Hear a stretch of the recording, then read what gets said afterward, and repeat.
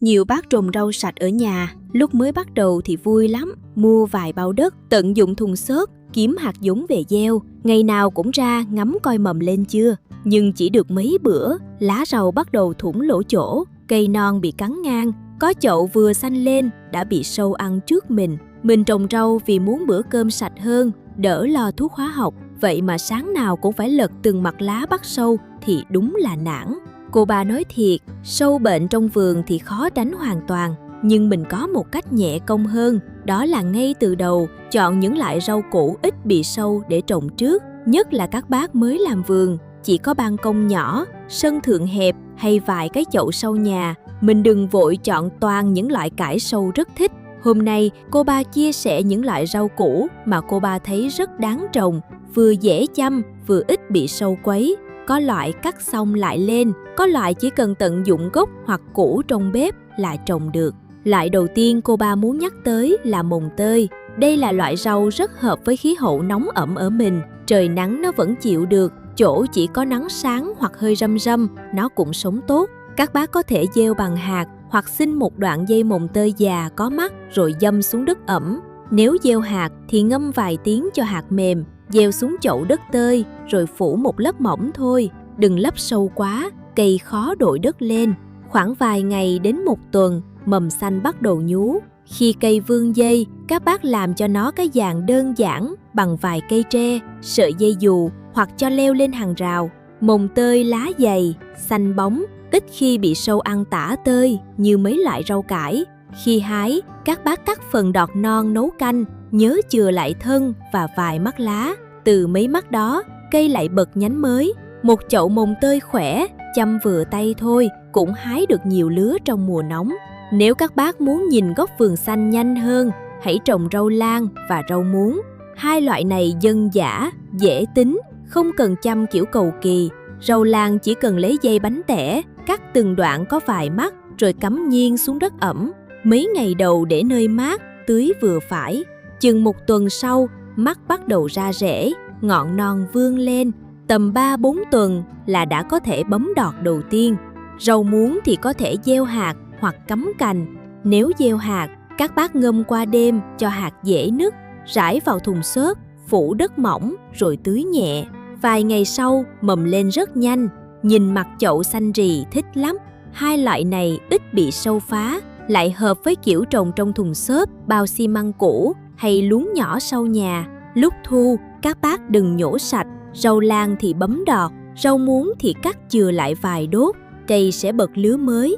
Chỉ cần nhớ một điều, mùa mưa phải thoát nước tốt, vì rễ bị ngâm lâu thì cây yếu, lúc đó bệnh mới dễ tới. Trong vườn nhà, cô ba lúc nào cũng thích có vài bụi hành, tỏi và hẹ.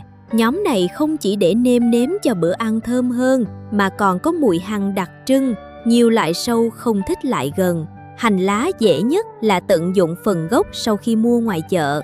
Các bác chừa lại đoạn gốc trắng còn rễ, cắm vào chậu đất ẩm. Chỉ mấy hôm sau, lá non đã nhú lên xanh mướt. Tỏi thì chọn tép chắc, không thối, cắm đầu nhọn hướng lên trên rồi phủ đất mỏng. Khoảng một tuần, mầm xanh nhọn sẽ chui lên khỏi mặt đất. Hẹ thì chậm hơn chút, nhưng đã bén rồi thì ăn rất bền. Cắt một lứa, chừa lại gốc, ít hôm sau lá mới lại mọc.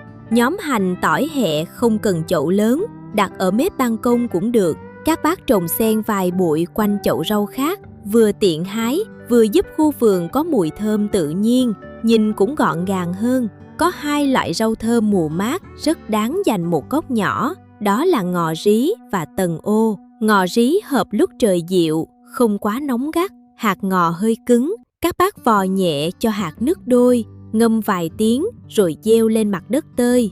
Phủ đất thật mỏng, giữ ẩm nhẹ. Ngò lên chậm hơn rau muống, nên các bác đừng nôn nóng bới đất lên coi. Khi cây đã xanh, chỉ cần hái một nắm nhỏ, bỏ vào tô canh, tô cháo hay dĩa rau sống là thơm cả bữa cơm. Tần ô, nhiều nơi gọi là cải cúc, cũng là loại rau có mùi riêng nên sâu thường không mê như mấy loại cải ngọt, cải bẹ. Trồng tần ô vào mùa mát là đẹp nhất. Hạt gieo xuống, nếu đất đủ ẩm thì khoảng 3-4 ngày đã nhú mầm. Tầm 20 ngày, các bác có thể tỉa cây non, ăn lẩu, nấu canh. Cây còn nhỏ thì tưới bằng bình phun nhẹ, đừng dội nước mạnh làm cây ngã rạp. Tần ô nhìn mềm mại vậy thôi, nhưng trồng đúng mùa thì rất dễ thương, xanh đều, ít bị sâu làm phiền. Rau dền cũng là một loại cô ba rất khuyên các bác mới trồng nên thử. Nó không có mùi hăng như hành tỏi, cũng không leo khỏe như mồng tơi, nhưng lại chịu nóng tốt, lớn nhanh và ít làm khó người trồng. Hạt rau dền nhỏ li ti, các bác nên trộn với ít tro trấu hoặc cát khô rồi rắc đều lên mặt chậu. Làm vậy hạt không bị dồn một chỗ. Sau đó phủ đất thật mỏng và tưới sương nhẹ. Gặp trời ấm, rau dền lên khá nhanh. Khi lá non phủ kín mặt chậu, các bác có thể tỉa bớt cây nhỏ ăn trước để những cây còn lại có chỗ lớn. Khoảng chưa tới 1 tháng, nếu đất tơi và đủ ẩm, mình đã có lứa rau đầu tiên. Khi cắt, chừa lại phần gốc để cây bật nhánh mới. Rau dền ngon nhất là lúc còn non, lá mềm, thân chưa quá cứng. Đừng để già quá mới hái, ăn sẽ bớt ngọt và cây cũng mất sức. Xà lách thì khác một chút, lá xà lách mềm, nhìn tưởng dễ bị sâu, nhưng nếu trồng đúng mùa mát và giữ chậu sạch thông thoáng, nó lại khá nhẹ công. Các bác nên đặt xà lách ở nơi có nắng sáng, tránh nắng trưa gắt. Hạt xà lách rất nhỏ, gieo thưa và phủ đất cực mỏng, lấp sâu quá là cây khó lên.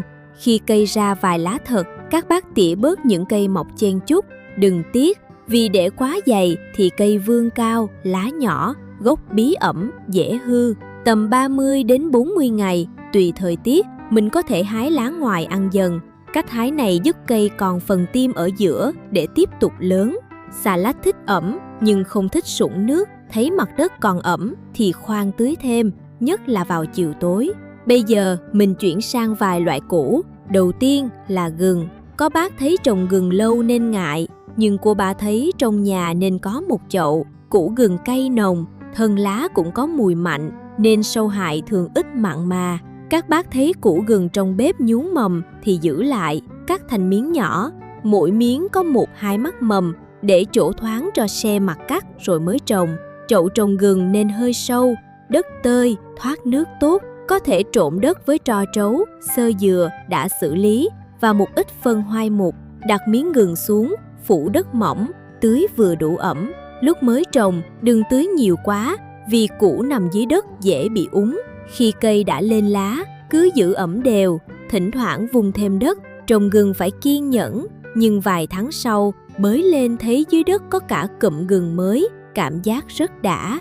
Khoai tây cũng có thể tận dụng từ củ mọc mầm trong bếp. Các bác chọn củ còn chắc, không thối nhũng, cắt thành miếng sao cho mỗi miếng có mắt mầm, để khô mặt cắt 1 ngày rồi đem trồng. Khoai tây cần chậu sâu vì củ sẽ hình thành dưới đất. Ban đầu phủ đất vừa phải, khi cây mọc cao lên thì vung thêm đất quanh gốc. Việc vung đất rất quan trọng. Nếu củ khoai bị lộ sáng nhiều, vỏ dễ xanh, không tốt để ăn. Sau khoảng 2 tháng hoặc hơn một chút tùy thời tiết, cây khoai bắt đầu vàng lá, thân mềm xuống. Lúc đó các bác giảm tưới, chờ đất ráo rồi nhẹ tay bới quanh gốc. Một cái chậu nhỏ mà moi ra được vài củ khoai mới, nhất là nhà có trẻ con, tụi nhỏ sẽ thích lắm. Cuối cùng là cà rốt. Nhiều bác nghe cà rốt thì nghĩ gần với củ cải, nhưng về chuyện sâu hại, cà rốt dễ chịu hơn nhiều so với cải trắng, cải bẹ hay cải ngọt. Cà rốt hợp mùa mát, cần chậu sâu và đất thật tơi. Vì phần mình ăn chính là rễ củ, nên nếu đất cứng, nhiều đá, nhiều cục vón, củ sẽ dễ cong, chia nhánh, nhìn không đẹp. Hạt cà rốt nhỏ, các bác gieo thưa trên mặt đất, phủ một lớp rất mỏng rồi giữ ẩm. Lúc mới mọc, cây mảnh như sợi chỉ nên phải nhẹ tay, đừng tưới mạnh làm cây ngã. Khi cây có lá xanh mướt như lông chim, mình tỉa bớt những cây mọc sát nhau để củ có chỗ lớn.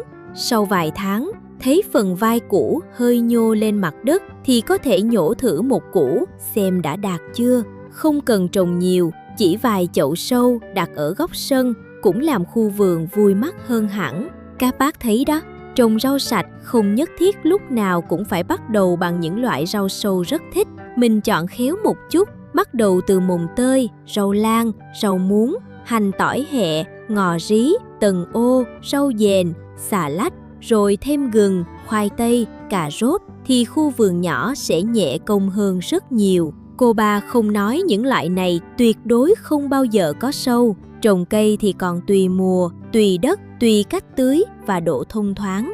Nhưng so với nhiều loại rau khác, chúng dễ chăm hơn, ít bị sâu quấy hơn và rất hợp cho các bác muốn trồng rau sạch tại nhà mà không muốn dùng thuốc hóa học.